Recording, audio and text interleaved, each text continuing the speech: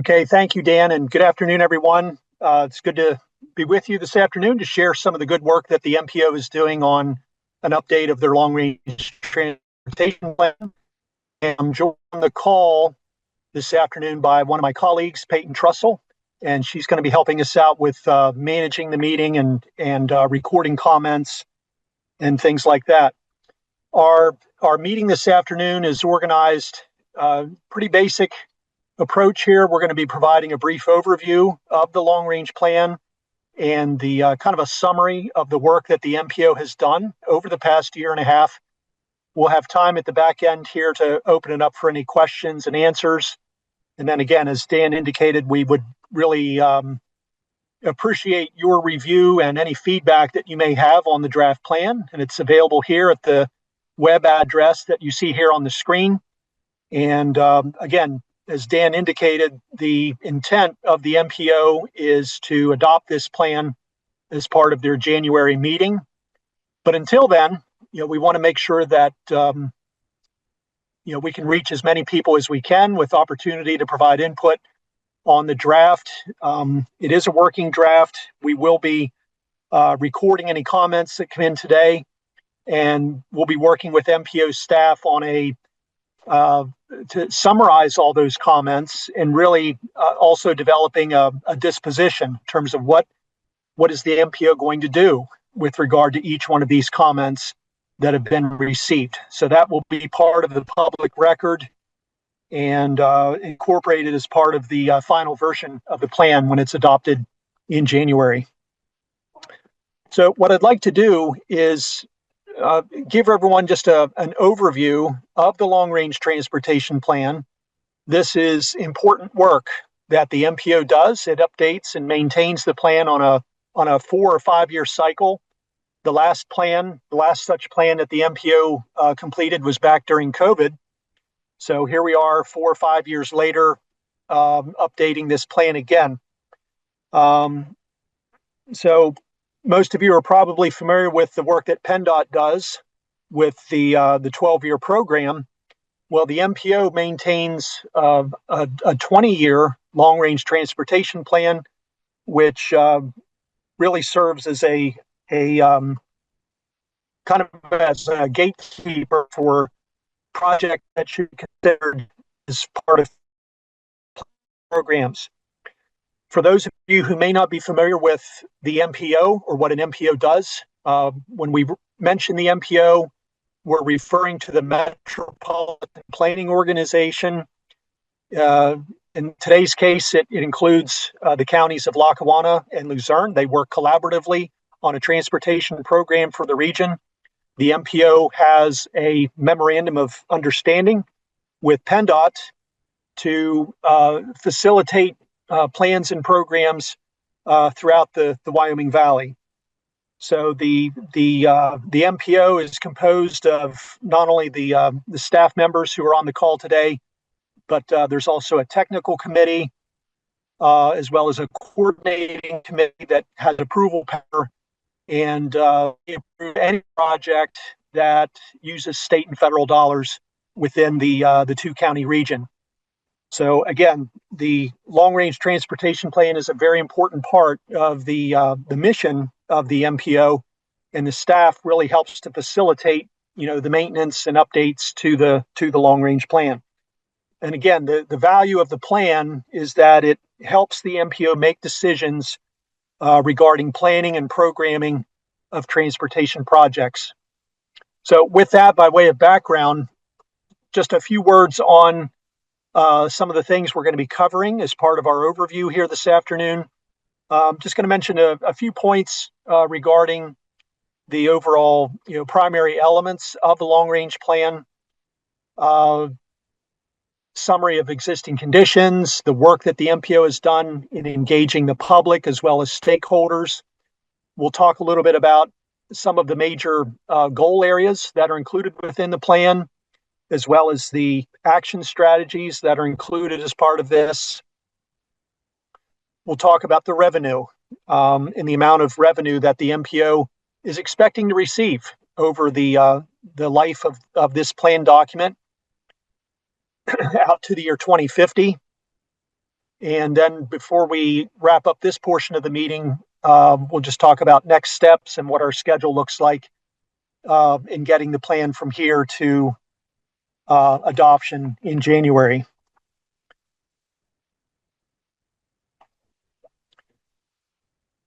Other questions related to the long-range plan in terms of what it entails. The plan does a lot of things. It provides an inventory of existing conditions for transportation within the region.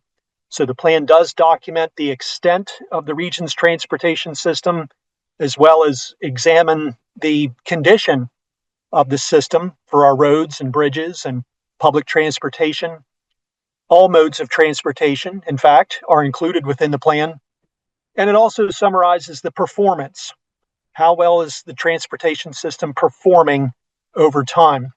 And this is something that's been getting more and more emphasis in recent years with new directions from the feds as well as PennDOT. So the plan does consider a 20-year planning horizon. In this instance, we're looking out to the year 2050. And this is a plan that's updated every 4 years. The region is very dynamic. It's constantly changing. Priorities need to be reevaluated and adjusted from time to time. So the plan update really serves as a useful framework for the region to take a step back and evaluate what its long-term needs are for transportation. The plan's also developed using extensive community input. This is not something that's being done in a vacuum, but the MPO takes steps to incorporate public input through public meetings. They've conducted 2 rounds of listening sessions, for example, as part of this plan update. So the MPO really does that with regard to engaging as many stakeholders and members of the public as possible as part of this overall effort. You'll notice the box in the top right corner. It's a fiscally constrained program that we're working toward. The long-range plan is more than just a wish list of projects or things that we would like to see happen, but it's the plan documents that the projects that we have identified are financially constrained, or in other words, we can document that we can afford the projects that are included as part of the plan. And the plan also promotes environmental compliance and improved safety. And I think probably the main aspect of the plan is that box right center. It outlines what the vision is for transportation and provides information on what kinds of projects should be programmed. And that's helpful not only for program development, but also later on for things like grant applications, as the MPO and the counties write grant applications for transportation improvements. The primary elements of the long-range plan are shown here on this slide, including the planning process, which includes our methodology. Our approach for adopting the plan is summarized in here. The regional profile, which yields an overview of existing conditions within the region. We document the work that the MPO has done with stakeholder and public engagement. We'll talk a little bit more about that in a few moments.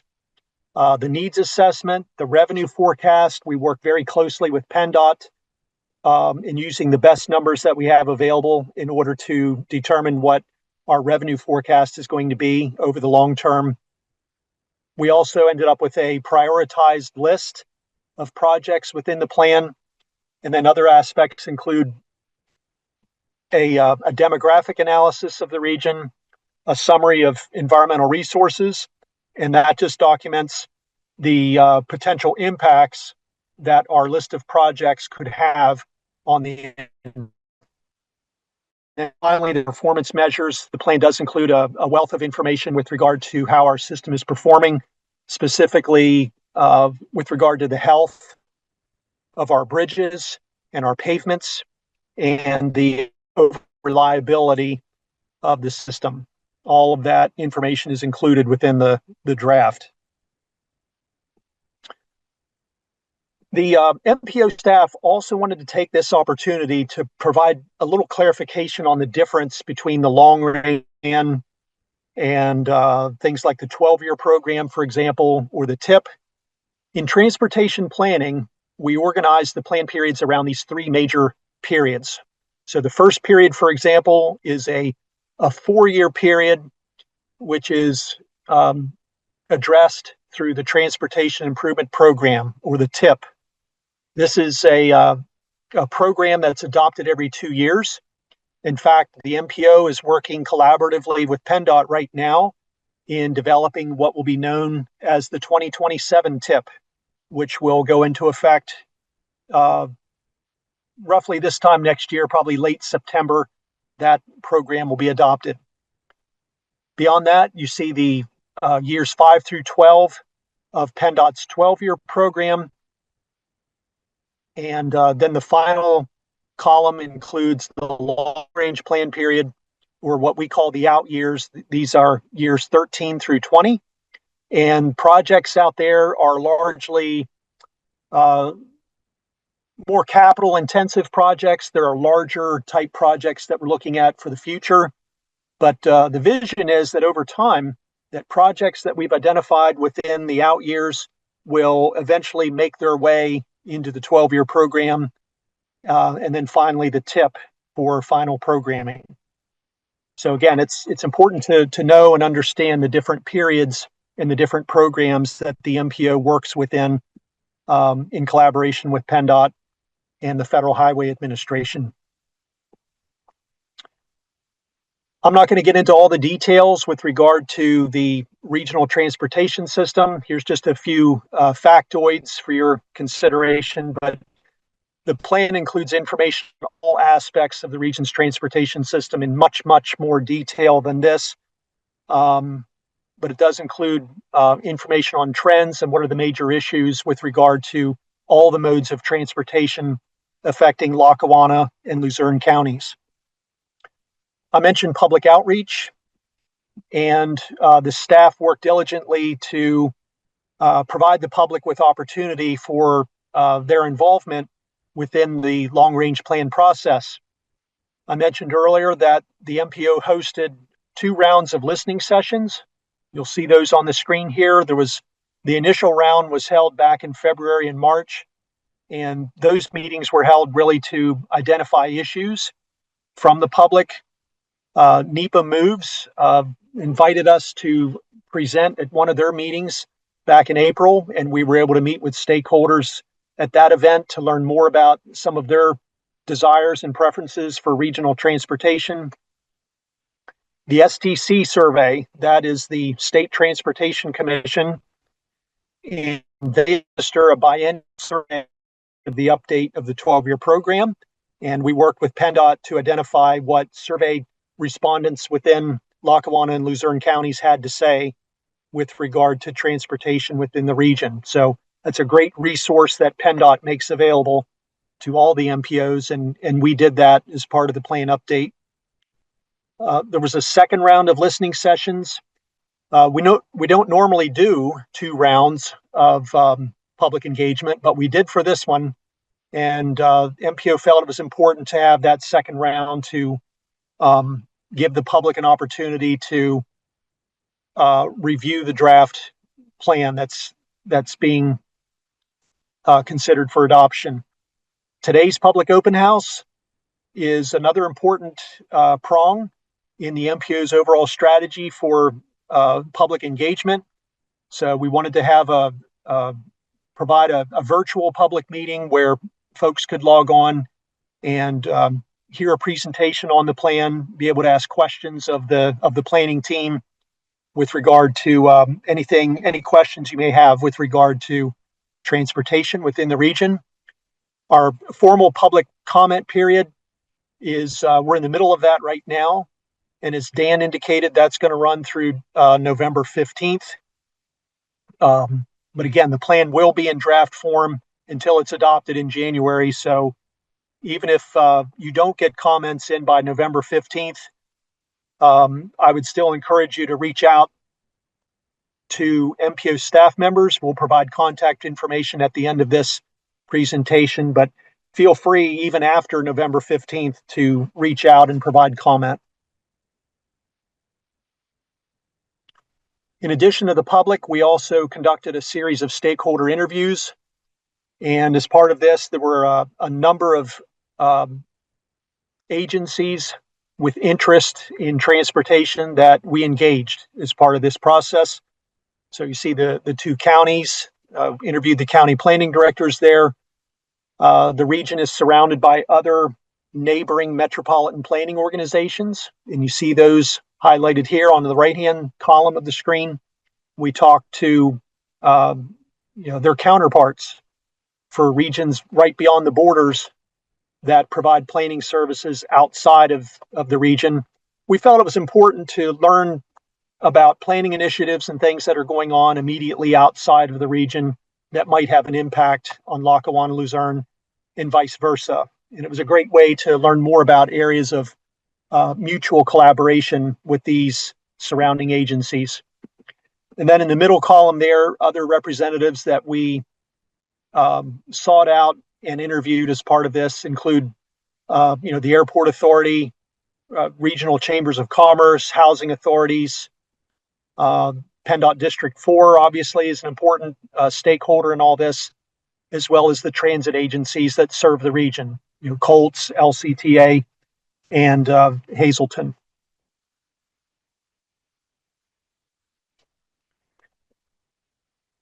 The plan is a project plan. There are projects that are included as part of the long-range plan, but there are also policies as well. This should be considered a policy plan. And as we develop goals for regional transportation as well as action strategies, those things are oriented around these particular goal areas: safety and security, economic development. How well does transportation support our economic development potential, our economic competitiveness? We're looking at the condition of our highways and bridges is really the backbone of our transportation system. And it really gets into other aspects of transportation as well, including overall mobility, connectivity. System operations are very important with really maximizing the capacity that we have of our existing system. And some others here at the bottom that you see. Travel and tourism is a new area of emphasis that the Federal Highway Administration wants all MPOs to be paying more attention to. And housing, it's not a requirement yet. I think it will be soon. But the Federal Highway Administration would like MPOs to consider the housing aspects as it relates to transportation. Each one of these goal areas is supported by a number of action items. Overall, the long-range plan includes 34 action items that are included within the plan. And these are important because they're going to inform future work programs, future work activities of the MPO. So these are very important points to be included within the plan. I've just highlighted some of the more notable actions that are included within the draft, including the bullet points that you see here, beginning with strategically investing in Interstate 81 as certainly the region's most important roadway, carrying over 70,000 vehicles a day in certain segments. And this is something that the MPO is going to continue to collaborate with PennDOT on with regard to maintaining good conditions there on the interstates. There are other plans that the MPO is involved in or related to, including the SEDS plan, the SS4A plan that includes initiatives related to safety, the Safe Streets for All plan, the Regional Operations Plan. This is another plan that highlights things like operational improvement needs. And this could be things like dynamic message signs that you see along the highway, or other areas like traffic management and control systems, things like adaptive signal control systems and arterial management strategies to help improve corridor flow on arterials especially those that cross municipal boundaries. Some of the other ones on here include the Scranton Beltway or the I-81 bypass. This is an initiative that's being spearheaded by the Pennsylvania Turnpike Commission, along with PennDOT and the Federal Highway Administration. And the main objective there is to link I-81 and the Turnpike by building two highway speed direct connections, one of them north of Scranton in South Abington Township, and a second one down in Pittston Township. And those are being considered so traffic can then bypass the congested segments of I-81 and use the Turnpike. So that's an action item, an initiative within the plan, although I don't think construction is planned for that until early in the next decade. Some other exciting developments include passenger rail service within the region. Some of you may be familiar with the Corridor ID program, which includes a line from Scranton to New York City and is actually one of only 5 corridors nationally that has been successful in moving on to step 2 to develop a service development plan. And that includes 60 miles of track across Pennsylvania. So that's another exciting development for the region, and I think it also introduces other needs for planning for passenger rail service in the region, connectivity to stations. There's land use considerations as well related to that new service. Some others on here include the Eastern Pennsylvania Freight Alliance. The Lackawanna-Luzerne region has joined with other MPO regions to address growing freight concerns in the eastern third of the state, and the MPO is part of that alliance. Functional classification, that just addresses the classification of the region's roadways. And this is also something that's done, at least on a 10-year cycle, and I believe an update is planned to update the region's functional classification scheme to be a better reflection of current development and travel patterns. Just for the sake of time, I'm not going to get into the rest of these here, but gives you an overall flavor of the kinds of things that the MPO is intending to work on here in coming years.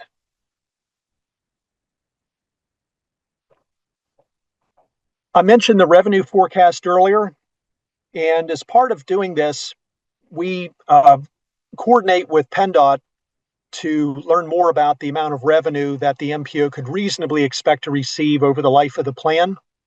PennDOT publishes financial guidance documentation at the beginning of every TIP update, every 2 years.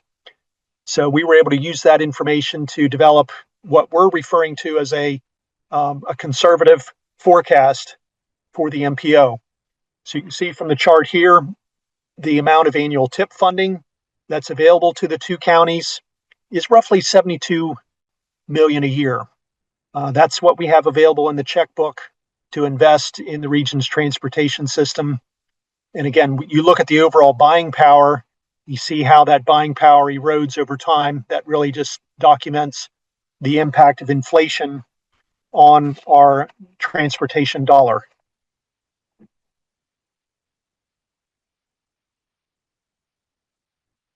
Appendix A within the draft plan includes a draft list of projects as part of the plan. Really serving as the core list of projects includes the 12-year program. That provides the lion's share of the projects that are included within the draft. There are also other projects that are included, including a bridge bundle, a list of bridges that we received from both counties had provided for inclusion in the plan. We've also worked with PennDOT in identifying a number of pavement and bridge projects based on what we call asset management type projects. PennDOT has developed models to help identify, deterioration rates of certain infrastructure to give us a better idea of when certain treatments are going to need to be made to all of its assets. And so we asked PennDOT to identify uh, uh, highway and bridge projects that met a certain threshold that we could include as part of the plan. And that information is included in one of the plan appendices as well. And at the bottom there, you'll see a bullet point for illustrative projects. These are projects that they are eligible, but not yet funded. So these are projects that have been identified by, it could be through the public, it could be through MPO staff or other sources. But these are projects that are what I would term in the parking lot for now. They're not on the 12-year program. They're not funded, but they're in the parking lot for now. And it's a working list that the MPO is going to be referring to and drawing from as they work with PennDOT in developing future programs.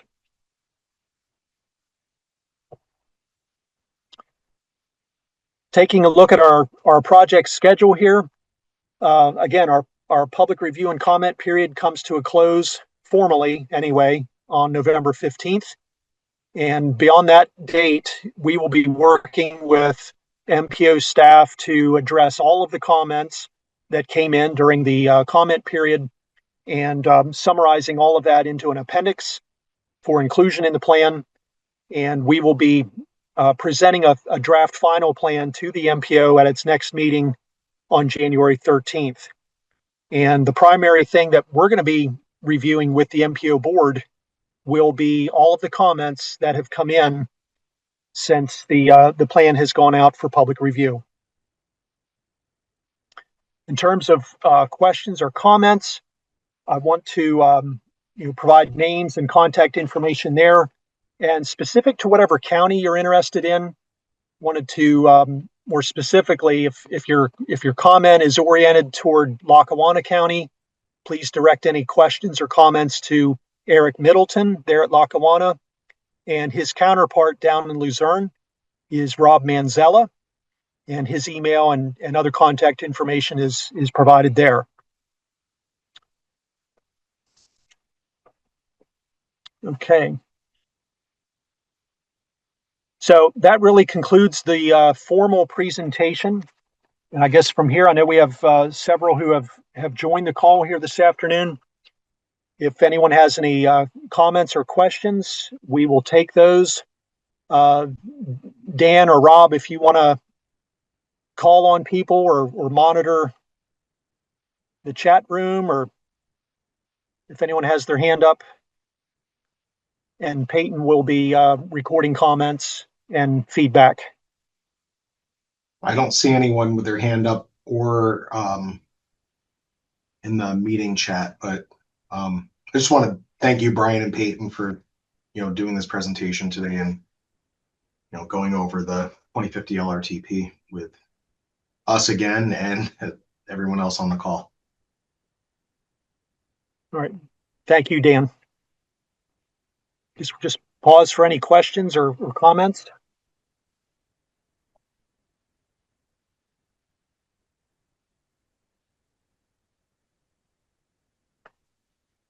And Peyton, I believe you put the location of the plan in the chat, the address. I didn't, but I can.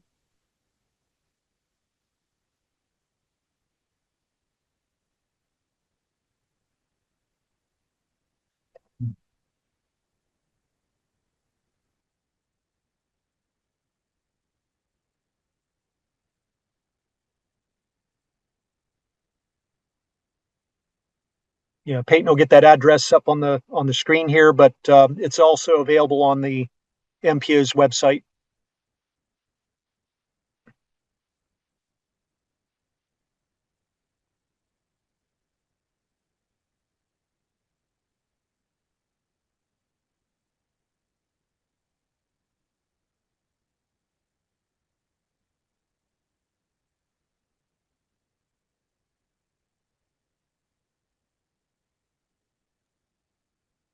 Very quiet audience today, Brian. Okay. Yep, I don't see any hands up.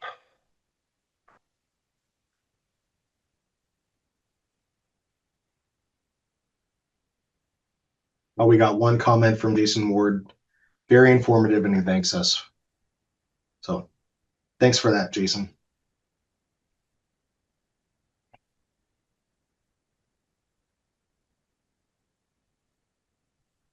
Well, I mean, I strongly encourage everyone to, review the draft document and get back any comments to ourselves and Brian and Peyton for this iteration of the LRTP.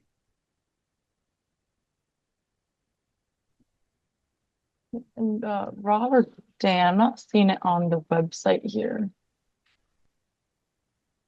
Click on that page.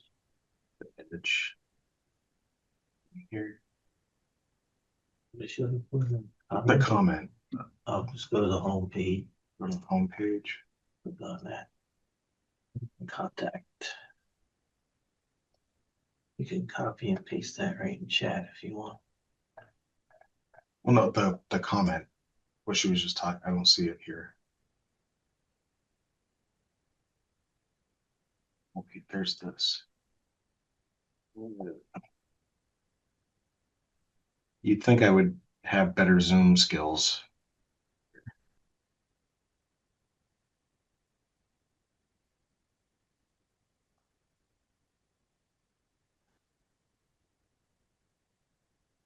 So that should take you there. We'll add it to the home page on the LRTP website. But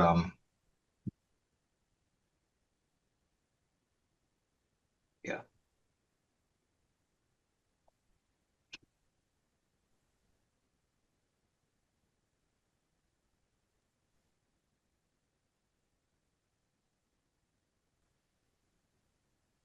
It has contact info there for Rob or Eric. Do you want the comments to come straight to us, Brian and Peyton, or do you want them to go to you all? They can go to staff members, Okay. and you can funnel them to us. Ultimately, it's going to come to us at the end of the day, so it's going to be going back and forth. We'll receive the comments, develop a disposition of each one, and then we'll coordinate with you on how the MPO wants to treat each one of those comments.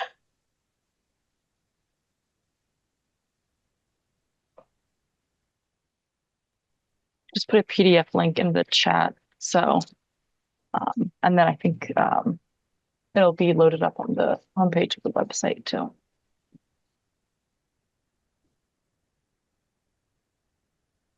Yeah, if you click on that link we put in there, it's right there on top before it gets to like the press release part. Click here to view draft. But it's the same thing that you just sent, Peyton. But we can clean that up now that today's meeting's almost over.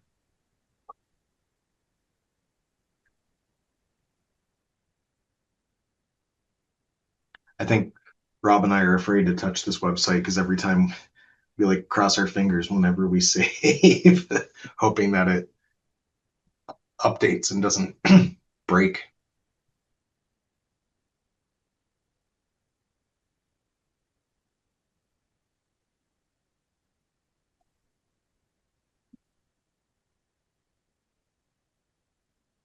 All right. Well, Dan, that's everything we had in terms of formal presentation. So if there are no questions or comments or anything of that sort, we can cut you loose. Sounds good. Okay, thank you, Brian. Yeah, thank you very much, Brian. All right. Thanks, everyone, for your participation this afternoon. And I guess be watching the website for any additional information or details regarding the plan. And again, the January meeting of the MPO is a public meeting.